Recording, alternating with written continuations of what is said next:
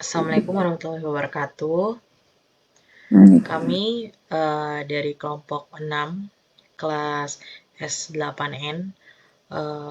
Kali ini kami akan mempresentasikan tugas kelompok kami untuk mata kuliah jaringan syaraf tiruan.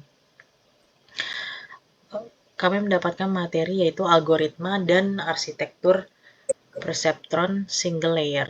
Saya Cendana Pretihawa Baskara dan rekan saya Gina Nurmutiara Dewi. Kami langsung lanjutkan aja ke slide pertama.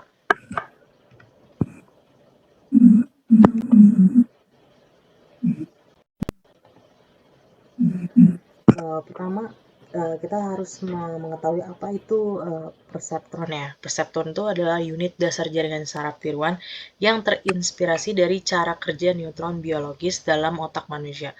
Perseptron menerima input, memprosesnya, dan menghasilkan output. Jadi perseptron itu adalah prosesnya. Jadi contoh nih dari kita menerima suatu input, misalkan kita mendengar sesuatu atau melihat sesuatu, itu kita namanya menerima input. Lalu kita memproses itu dan outputnya itu biasa aja berupa dengan cara pandang kita, atau outputnya bisa aja tanggapan dari apa yang kita terima.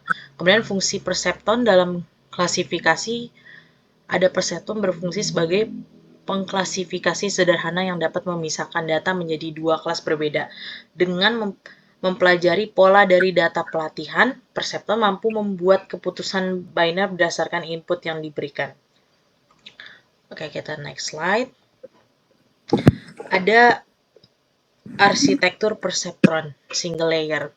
Ada input layer atau lapisan masukan, yaitu sejumlah fitur masukan yang diterima oleh perseptron sebagai data awal untuk diproses. Jadi untuk prosesnya ini nggak bisa langsung diproses, semua itu pasti harus ada input. Jadi dalam suatu proses perseptron ini kita ada lapisan masukan, yaitu misalkan yang tadi saya sudah jelaskan ya, dari misalkan contoh apa yang kita lihat itu termasuk itu adalah suatu proses input atau lapisan masuk.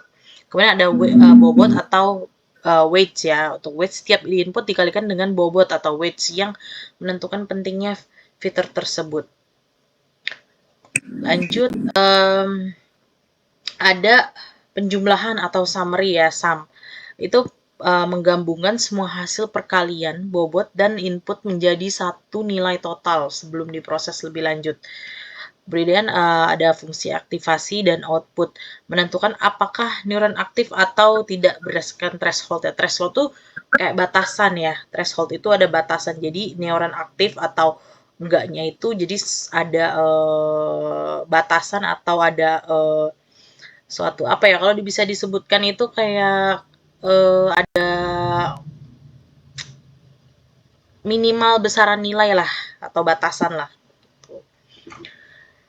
Menghasilkan output tunggal untuk diklasifikasikan.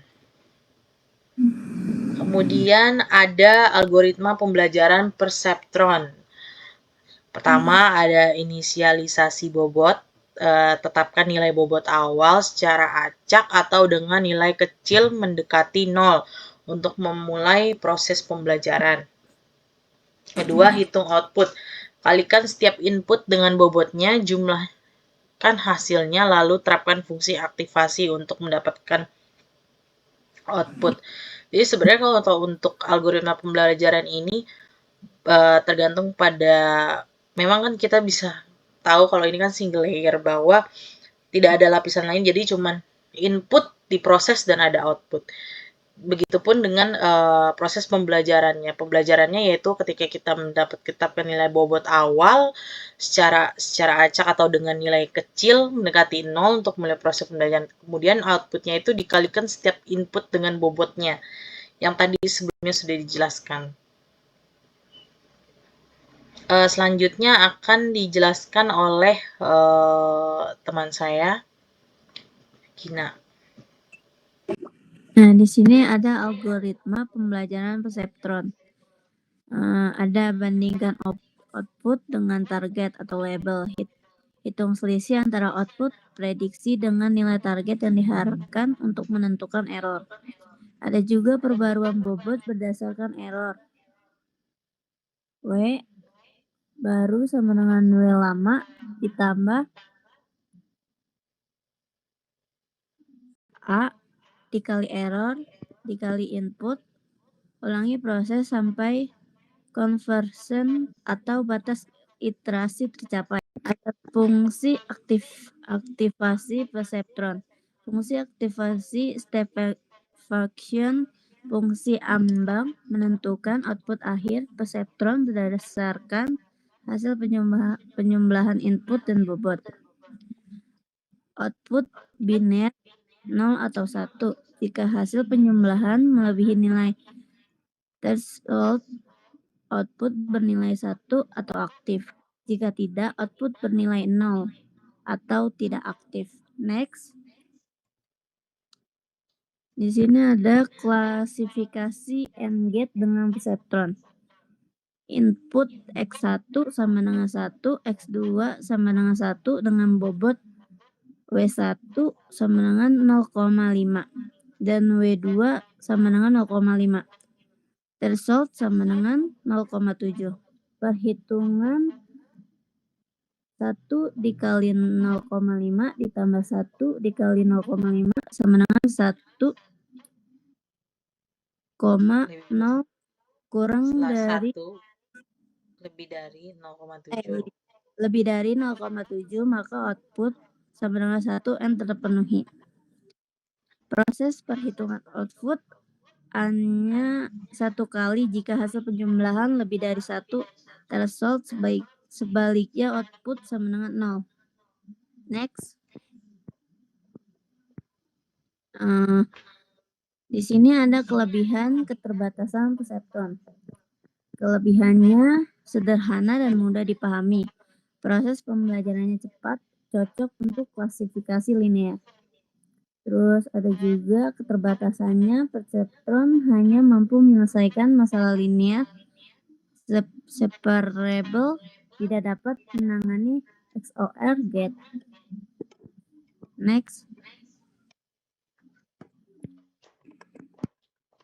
Ada juga klasifikasi data sederhana merupakan aplikasi utama perseptron. Digunakan sebagai pengantar pembelajaran mesin dan jaringan saraf tiruan. Aplikasi perseptron single layer, penerapan dan klasifikasi dan pembelajaran mesin. Di sini ada 85% pengenalan pola dasar untuk identifikasi objek sederhana dan ada juga yang 72% filter spam sederhana untuk email dan pesan. Next. Ringkasan perseptron single layer. Poin utamanya, perseptron single layer adalah unit dasar jaringan saraf tiruan dengan algoritma yang mengandalkan pembaruan bobot berdasarkan error. Kesimpulan pentingnya adalah fungsi aktivasi menentukan output biner dan terbatas pada masalah linear separable. Terima kasih kepada audiens yang telah mendengarkan. Berikut materi yang dapat kami sampaikan, kurang lebihnya mohon maaf. Saya Cendana dan rekan saya Gina Nurmutiara Dewi mengucapkan terima kasih. Wassalamualaikum warahmatullahi wabarakatuh.